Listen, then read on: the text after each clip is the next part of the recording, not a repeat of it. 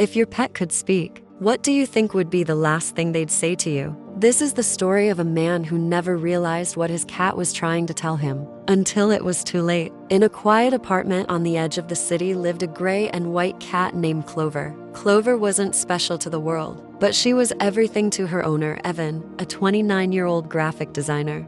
When Evan adopted her as a tiny kitten, Clover would sleep on his chest every single night, her purrs a tiny engine of comfort. She'd wait by the door when he worked, her little body a sentry of love. She purred when he was sad, nuzzling his hand as if to say, "I'm here." She was the warmth in his lonely home. Life felt full, but life changes. As the years passed, Evan's work grew heavier. More deadlines, more screens, more nights coming home exhausted. Clover noticed. She always noticed. She still waited at the door, but the door opened later and later each night. She would carry her favorite toy mouse to Evan, dropping it at his feet, but he was too tired to play. She would meow softly for attention, a gentle plea, but he'd answer with a distracted, "Not now, girl. Later, okay?" And later never seemed to come. But Clover still curled up beside him on the couch, even when he was glued to his laptop. She still purred when he absent-mindedly stroked her fur. She still loved him with her whole little heart, unconditionally.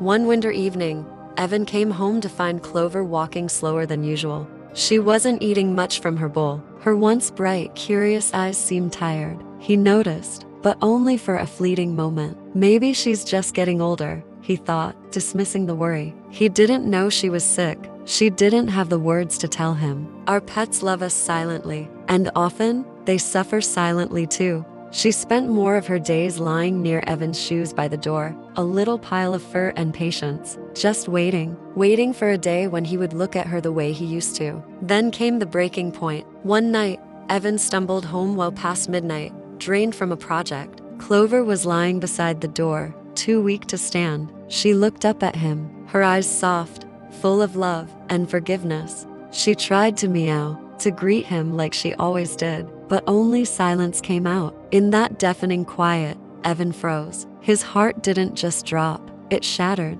He scooped her up, her body feeling frail in his arms, and rushed her to the emergency vet. The hours passed in a cold, sterile waiting room, each tick of the clock a hammer blow to his soul. Finally, the vet walked out, her voice gentle but heavy. "She's been sick for months," she explained. "Cats are masters at hiding their pain. It's an instinct. She didn't want to worry you." Evan felt the world stop spinning. All those times she'd looked at him, all those moments he'd been too busy. It all came crashing down on him.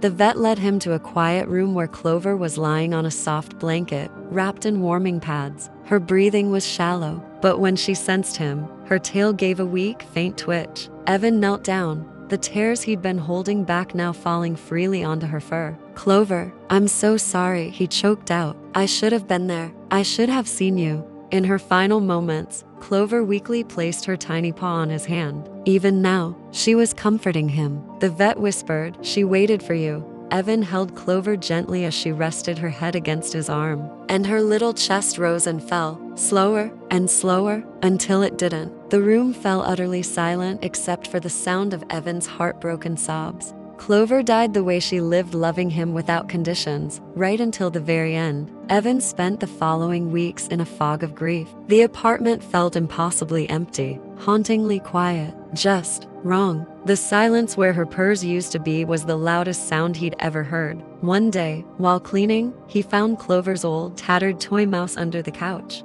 Attached to it was a tiny collar tag he'd never noticed before. On the back, in small, engraved letters, were words from the shelter where he'd found her. "Love them. All the days you have them." He broke down, truly broke down for the first time since she passed, clutching the toy to his chest. From that day forward, Evan made a promise to himself and to Clover's memory. He would never take love for granted again. Eventually, he adopted another rescue cat, not to replace Clover, because she was irreplaceable, but to continue the love she taught him how to give. And sometimes late at night when the house is still, he swears he sees a flicker of gray fur in the corner of his eye, a shadow of a tail turning a corner, as if Clover is still watching, still waiting, and still loving him. Our pets don't stay forever, but the way they love us, that lasts a lifetime. Go hug your pet today.